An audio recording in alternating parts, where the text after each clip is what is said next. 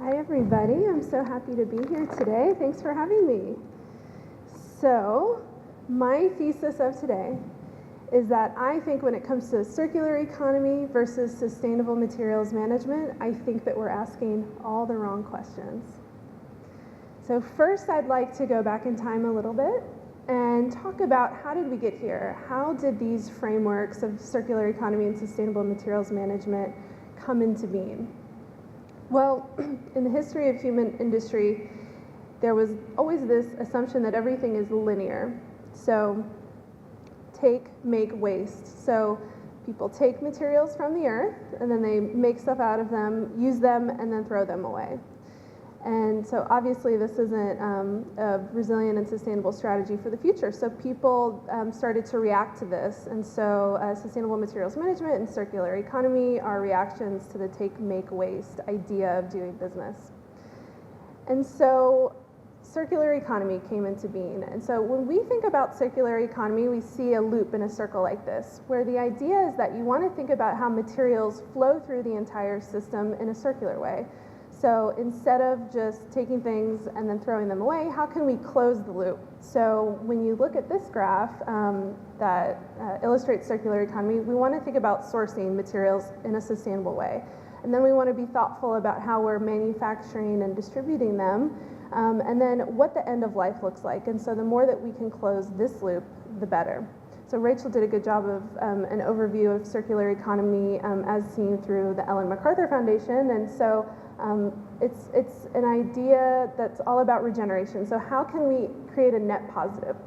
So when we think about what would a circular economy house look like, it might have solar panels that create so much energy that you can actually sell energy back into the grid. So there's actually a net positive.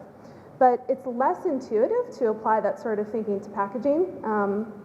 But this is where the idea for circular economy came into being.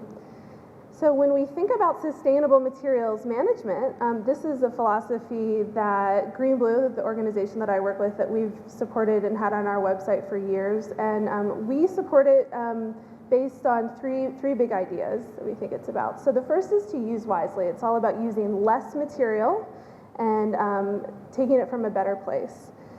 And then eliminating toxicity. What is the health of the materials that we're using? How can we ensure that they're safe for the planet and for people? And then an emphasis on recovering more. So when we're recycling, we're not just doing it to feel good, it's creating a feedstock for manufacturing later. And so thinking about the end of life is really important through I'm just going to use the acronym SMM lens. So along with this, you think about life cycle assessment. So you can use tools like LCA, life cycle assessment, to analyze all the different environmental impacts. And so that's also very closely associated with SMM. So to me, I think that circular economy and SMM are very, very, very similar. There's just some nuances. Some have said that circular economy is all about the why behind what we're doing, and that SMM is about the how. And as Rachel mentioned, some say that circular economy is more future-based and SMM is more based in the present day, and all of those things may be true. But what we've noticed in the last year or two is there's so much more tension now between these two philosophies, and they're being pitted against each other as different things, and we need to figure it out and what we think about the different competing philosophies. And so I want to review just how I think we got here as an industry, culturally. So we started to hear people talk about SMM more, especially from someone in Oregon named David Allaway, and he works for the Department of Environmental Quality in Oregon in the US, and he uses SMM to think about how Oregon can manage its waste in a different way. So he came out with these presentations that really made people think differently about recycling, because typically we think about recycling as a commodity that we measure based on weight and dollars. But what Alaways said is maybe we should think about, maybe we should measure things with carbon. So what's the carbon benefit of recycling steel versus the carbon benefit of recycling plastic? So that was new for the industry, and that was good to kind of hear that become part of the conversation. And the example that he gave to illustrate this reality was an old example from the US EPA about coffee packaging. So you have your steel can, and there's hardly any coffee that's still packaged this way, but steel is highly recyclable. You can recycle it infinitely. Really high value to recyclers. They get dollar signs in their eyeballs when they see metal. And but then you have but it has a higher carbon impact to make steel and to recycle steel. And then you have multi-layer pouches like the Starbucks on the right-hand side, and that is a much lower carbon impact to create the packaging, but it's not recyclable.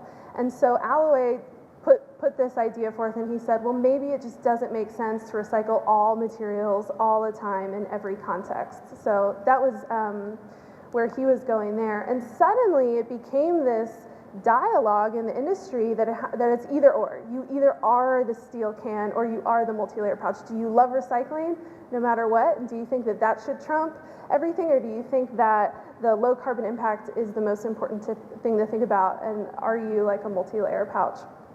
And so then things started to change even more. Suddenly, SMM has become equated with the idea that you should just conduct a life cycle assessment. So people are using it as a synonym for doing a life cycle assessment when SMM is really about more than just that. And the thing is, if you can do a life cycle assessment, and it can tell you, oh, these are the water impacts of your package, these are the mineral impacts, these are the amount of fossil fuels that you're using. They don't tell you what is the context of all those things. If you live in a water scarce area, you might want to look closer at the water impacts. So SMM is a framework that you can use to guide LCA. It's not just LCA, but people have been acting as if it is. And then similar to that, out of all the things that an LCA measures, suddenly carbon is the most important thing, and that's the only thing that matters. And so if you like SMM, then you think carbon's important, and it's the only thing you should pay attention to. So it's become this kind of cartoonish, exaggerated thing that it's the most important thing to look at. SMM also has been equated to mean that you should measure things, and you should use data to drive your decision making. Now, I think if you were to ask circular economy people, I don't think they would say that they don't need data to make decisions, or they don't think it's good to measure stuff, but somehow there's this feeling that if you care about measurement, you're an SMM person, which isn't necessarily the case. Similarly, people have started to equate circular economy with recycling. So if you care about recycling, you care about circular economy. But circular economy is about so much more than just recycling. It's about where are you sourcing your materials from? Can you use less? So suddenly it's just recycling and that's it. So this is me. I'm confused by all of this. I'm relatively new. I've been in this space for 2 years, and I came into this and I'm like, well, there's all these philosophies everywhere. People are saying this means this and that means that, and there's all these reports coming out trying to compare and contrast these philosophies, and there's a lot of think pieces that have been published on the internet about it, and you see people whispering at conferences, what does it all mean? So, and we're having this conversation today because it still isn't clear. We're still kind of on the edge of this issue.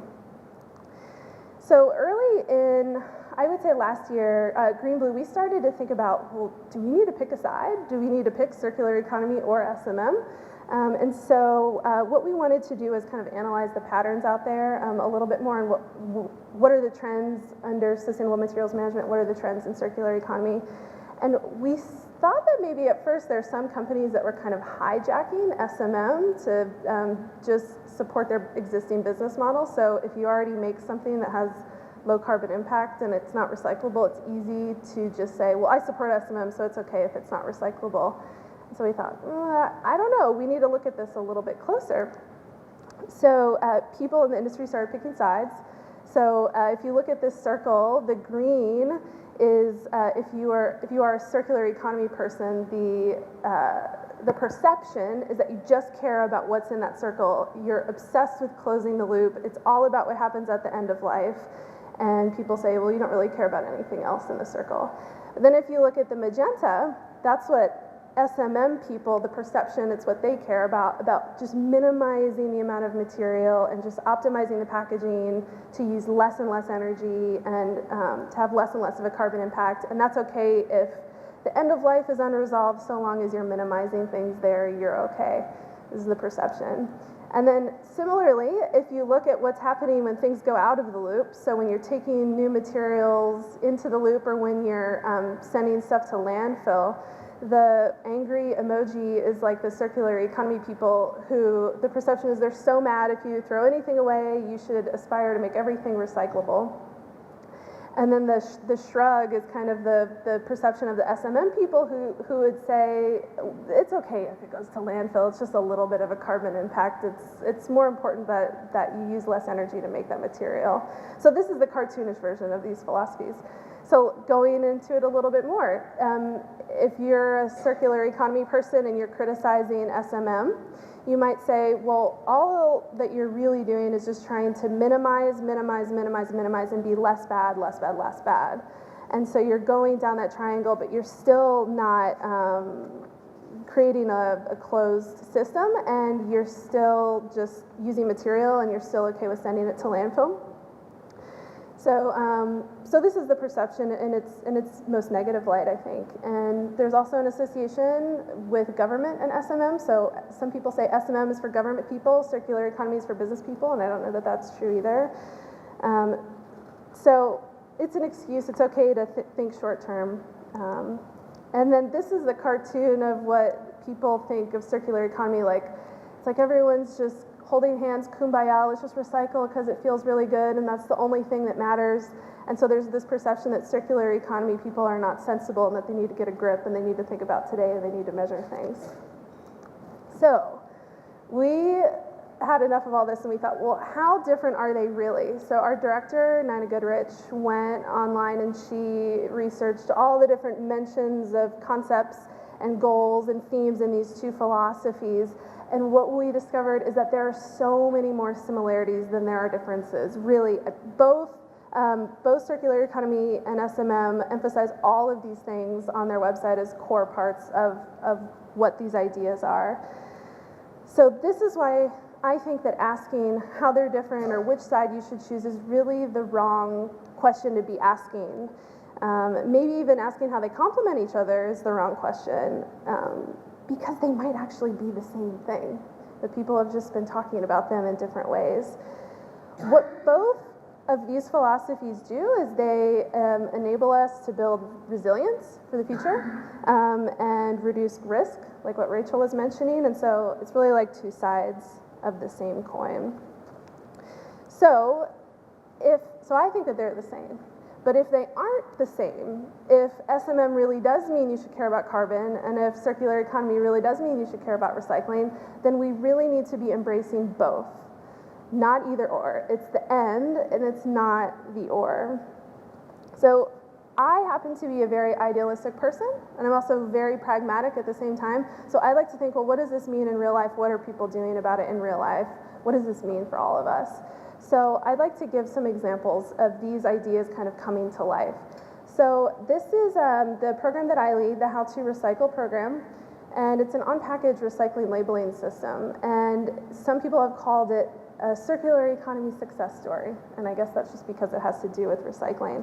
But it's based in the US, and we have some dual labels for US and Canada now, but basically you can apply the label to any product, any packaging material in any format, and it tells the consumer how to recycle all the different parts of it. So you'll see in these examples, it tells them what to do with the box and the wrap and the tray on the inside. So it's really empowering consumers with information to let them know how to recycle more and then how to recycle more accurately. The really great thing is that it's also having an impact on brands. So this is all about transparency, and so brands want to have a good label. So they want their package to be more recyclable. So it's actually creating an incentive for them to change their packaging to make it more recyclable, and they're telling us that it is having an influence on them. So this helps the recycling system be more resilient because it's reducing contamination, it's keeping stuff out of the bin that shouldn't go in, but it's also reminding people to recycle more. So as I said, we have a dual label that has the US recyclability on one side and the Canada recyclability on the other side that also has the French, the Canadian French. So hopefully you'll see more and more of these labels. It's a fast-growing program that we're excited about. And so taking the leverage of the label and giving a real-life example of what it's meant for a company. So Dow Chemical company made this special technology that allows for a stand-up pouch that usually not recyclable. Most of them are not recyclable. They created a technology that gives barrier properties to the pouch, but it still is recyclable through the store drop-off stream. And I know in Canada you also have, at least half of Canadians have curbside access for films, but this can go into the recycling. So this is a stand-up pouch that has a low carbon impact, but it also is recyclable. So to us, this is the epitome of the end. It's circular economy and it's sustainable materials management. It's using innovation to accomplish both goals, which is really exciting. Here is another example. Unilever has a lot of multi-layer pouches in their international markets to sell their personal care products, and they just announced a new chemical recycling facility in Indonesia. And this is a huge step forward for sustainable materials management and circular economy, because it's taking that product that doesn't have any positive end of life, and it's creating an infrastructure to help recycle it in a different way. And so with chemical recycling, the issue is going to be end markets. We need to work as an industry to develop the end markets for these materials. Otherwise, this sort of approach won't be effective. But I think we're going to have a breadth of options in the future for end of life and manufacturing. So then when you look at the corporate world, we're entering kind of a second generation of corporate sustainability commitments right now. There are a lot of big goals that have been set by companies for carbon. So if you think that caring about carbon means that you care about S&M, then these companies are embracing S&M right now. And then similarly, a lot of new recycling commitments right now. So if you think recycling means circular economy, then there's a lot of circular economy goals out there right now. Now you'll notice several companies have goals in both areas. So Unilever, Target, General Mills, PepsiCo, Campbell's, Walmart, they are embracing both carbon and recycling. So that's a step in the right direction. So zooming back out, there was this article that I read about what's the whole point of philosophy. And it was talking about how in human history, everything that we think about and try to accomplish, it's not a science until we can really observe it or calculate it, and it becomes kind of a fact that we can test things against. And so astronomy used to be, and everything else that's not a science is philosophy. So astronomy used to be a philosophy because people didn't know what the stars were, they didn't know what the planets were, and they thought, maybe they're gods, maybe there's some other explanation, but we can't figure it out exactly. And so there were philosophies about what the stars were. And then over time, people asked the right questions that they were then able to measure against to build up this math and logic around what the stars actually were. So only then did it become a science. So I'm bringing this up because I think we forget that circular economy and sustainable materials management are philosophies.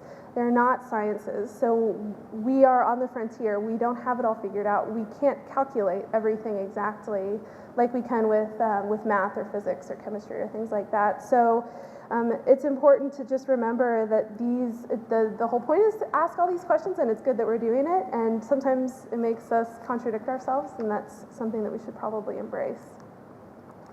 And so I think the solution at the end of the day then is collaboration and really coming together to embrace each other's perspectives. There's this quote, and I couldn't find who said it, but innovation is what happens in the space between people. So I think we should not pick a solution first before we know it's important. We should listen to all the perspectives like what we're doing today, and allow these philosophies to open up new questions for ourselves. So that's it. Thanks.